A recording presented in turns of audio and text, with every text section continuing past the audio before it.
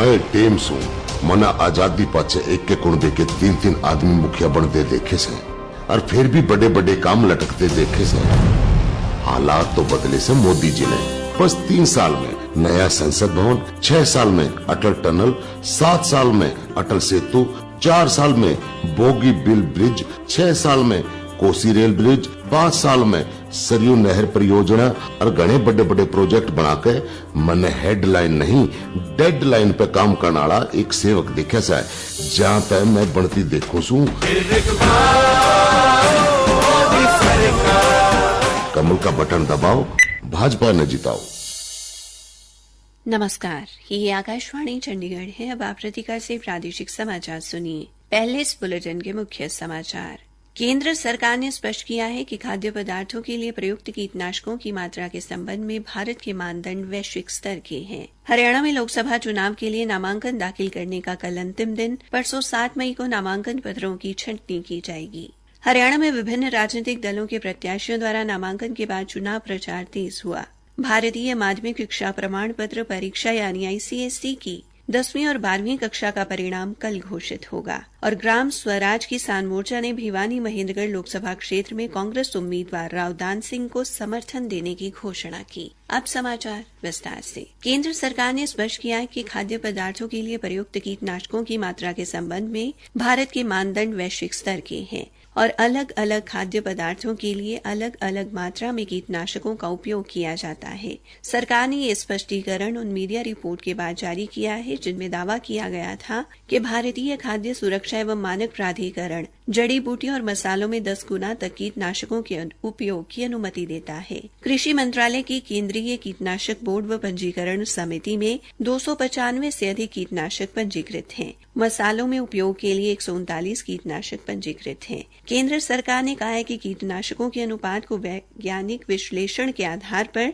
लगातार संशोधित किया जाता है।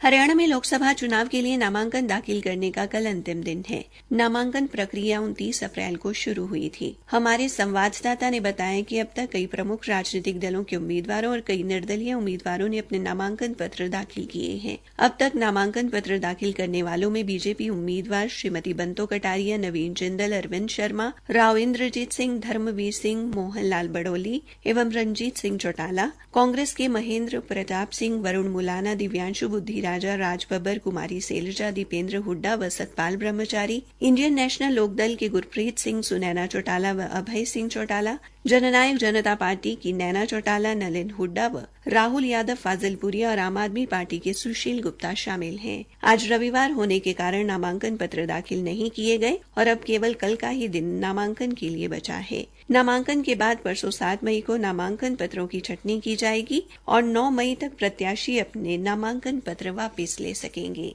हरियाणा में विभिन्न राजनीतिक दलों के प्रत्याशियों द्वारा नामांकन के बाद चुनाव प्रचार तेज हो गया है। मुख्यमंत्री नायब सिंह सैनी ने आज करनाल में मीडिया से बातचीत में पूर्व मुख्यमंत्री मनोहर लाल के नेतृत्व में प्रदेश में हुए विकास की सराहना की। उन्होंने कहा कि श्री मनोहर लाल ने केवल हरियाणा एक हरियाणवी एक का नारा ही नहीं दिया बल्कि उस पर काम भी करके दिखाया है। उधर करनाल में राज्यसभा सांसद कार्तिकेय शर्मा व पूर्व केंद्रीय मंत्री विनोद शर्मा द्वारा आयोजित भगवान परशुराम जन्मोत्सव में पूर्व मुख्यमंत्री मनोहर लाल शामिल हुए। इस दौरान ब्राह्मण समाज ने श्री मनोहर लाल को समर्थन देने का आश्वासन दिया। पूर्व केंद्रीय मंत्री विनोद शर्मा ने भी श्री मनोहर लाल की जमकर तारीफ की। वहीं लाडवा में कुरुक्षेत्र से आम आदमी पार्टी के प्रत्याशी सुशील गुप्ता ने अपनी चुनावी यात्रा शुरू की। उन्होंने लाडवा की सड़कों पर ट्रैक्टर चलाकर लोगों से समर्थन मांगा। फरीदाबाद लोकसभा क्षेत्र से जननायक जनता पार्टी के प्रत्याशी नलिन हुड्डा ने आज पलवल जिले के अलग अलग गांवों में जाकर लोगों से अपने लिए वोट मांगे और बीजेपी व कांग्रेस की जमकर आलोचना की।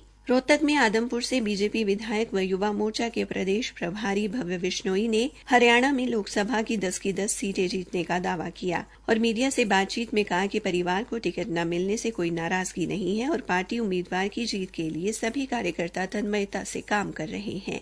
वहीं गुरुग्राम में कांग्रेस के लोकसभा प्रत्याशी राज बब्बर ने एक पत्रकार वार्ता में कहा कि वे चुने जाने पर गुरुग्राम में सभी कमियों को पूरा करने की कोशिश करेंगे। उधर रतिया क्षेत्र में सिरसा से कांग्रेस प्रत्याशी कुमारी सैलजा ने कई गांवों का दौरा किया। उन्होंने गांव भिरडाना में एक जनसभा को संबोधित करते हुए भारतीय जनता पार्टी की आलोचना की और दावा किया कि सिरसा ही नहीं पूरा देश बदलाव के लिए तैयार है। प्रादेशिक समाचार आकाशवाणी चंडीगढ़ से प्रसारित किए जा रहे हैं। भारतीय माध्यमिक शिक्षा प्रमाण पत्र परीक्षा यानी आईसीएसई की 10वीं और 12वीं कक्षा का परिणाम कल सुबह 12 बजे घोषित किया जाएगा। नई दिल्ली स्थित भारतीय माध्यमिक शिक्षा प्रमाण पत्र परीक्षा परिषद साकेत के पुष्प विहार में परिषद के कार्यालय में आयोजित एक पत्रकार वार्ता के दौरान इन परीक्षाओं का परिणाम घोषित करेगी। ग्राम स्वराज किसान मोर्चा ने लोकसभा चुनाव में भिवानी महेंद्रगढ़ लोकसभा क्षेत्र से कांग्रेस प्रत्याशी रावदान सिंह को समर्थन देने की घोषणा की है। ग्राम स्वराज किसान मोर्चा की आज भिवानी के कस्बा तोशाम स्थित मोर्चा के कार्यालय में हुई बैठक में सर्वसम्मति से यह निर्णय लिया गया। ये घोषणा करते हुए ग्राम स्वराज किसान मोर्चा के जिला अध्यक्ष जोगेंद्र तालू ने कहा कि भाजपा शासनकाल में पिछले 10 वर्षों के दौरान किसान वर्ग की लगातार अनदेखी हुई है, जिसके चलते किसान बार बार सड़कों पर उतरने के लिए मजबूर है। उन्होंने कहा कि बीजेपी की किसान विरोधी नीतियों व सोच के चलते ग्राम स्वराज किसान मोर्चा ने भिवानी महेंद्रगढ़ लोकसभा क्षेत्र से कांग्रेस उम्मीदवार रावदान सिंह को अपना समर्थन देने का ऐलान किया है। हरियाणा के पूर्व मुख्यमंत्री दुष्यंत चौटाला ने जननायक जनता पार्टी के विधायक के भारतीय जनता पार्टी के मंच पर जाने को लेकर कहा कि उनकी पार्टी का कोई भी विधायक बीजेपी या कांग्रेस के मंच पर पहुंचा है तो विधानसभा अध्यक्ष के माध्यम से उनके खिलाफ कानूनी कार्रवाई करवाई जाएगी, साथ ही ऐसे विधायकों की सदस्यता भंग कराई जाएगी। श्री चौटाला चरखी दादी में पार्टी की जनविश्वास रैली को संबोधित करने के बाद मीडिया से बातचीत कर रहे थे। उन्होंने पूर्व मुख्यमंत्री भूपेंद्र सिंह हुड्डा पर बीजेपी की मदद करने के आरोप लगाए। उन्होंने ये आरोप भी लगाया कि पुत्र मोह में भूपेंद्र हुड्डा ने दूसरे नेताओं को हाशिए पर धकेलकर अपना स्वार्थ साधा है। श्री चौटाला ने कहा कि उन्होंने किरण चौधरी सहित कांग्रेस के बड़े नेताओं का बलिदान देकर बीजेपी के समक्ष लोकसभा चुनाव में कमजोर प्रत्याशी मैदान में उतारे हैं। हरियाणा में 25 मई को होने वाले लोकसभा आम चुनाव के लिए पंचकुला जिले में 424 मतदान केंद्र बनाए गए हैं। जिला निर्वाचन अधिकारी यश गर्ग ने बताया कि इनमें से 218 मतदान केंद्र कालका में और 206 मतदान केंद्र पंचकुला विधानसभा क्षेत्र में हैं। उन्होंने बताया कि दोनों विधानसभा क्षेत्रों में सखी, दिव्यांग और आदर्श मतदान केंद्र भी बनाए गए हैं। श्री गर्ग ने बताया कि कालका विधानसभा निर्वाचन क्षेत्र में एक सखी मतदान केंद्र राजकीय वरिष्ठ माध्यमिक विद्यालय पिंजौर में तथा एक सखी मतदान केंद्र पंचकुला के सेक्टर 26 के राजकीय आदर्श वरिष्ठ माध्यमिक विद्यालय में बनाया गया है। इन मतदान केंद्रों पर मतदान करवाने के लिए महिला अधिकारी व कर्मचारी नियुक्त की गई हैं। उन्होंने बताया कि कालका और पंचकुला विधानसभा क्षेत्र में एक एक दिव्यांग मतदान केंद्र कालका के राजकीय महाविद्यालय व पंचकुला के सेक्टर 12 के राजकीय सार्थक आदर्श वरिष्ठ माध्यमिक विद्यालय में बनाया गया है। अंत में मुख्य समाचार एक बार फिर। केंद्र सरकार ने स्पष्ट किया है कि खाद्य पदार्थों के लिए प्रयुक्त कीटनाशकों की मात्रा के संबंध में भारत के मानदंड वैश्विक स्तर के हैं। हरियाणा में लोकसभा चुनाव के लिए नामांकन दाखिल करने का कल अंतिम दिन। परसों 7 मई को नामांकन पत्रों की छंटनी की जाएगी। इसी के साथ ये समाचार बुलेटिन समाप्त हुआ। सुनिया या बस फोन की आवाज को ना छोटे किसाना के बड़े सम्मान की आवाज है। कित साहूकारा ते बीज खाद खातर कर्जा लिया करते, फसल नुकसान पे रोया करते। मारा दुख दर्द समझा मोदी जी ने।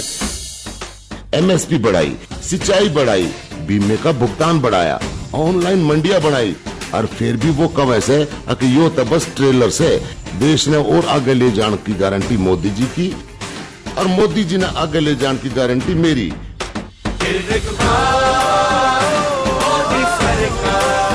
कमल का बटन दबाएं, भाजपा को जिताएं।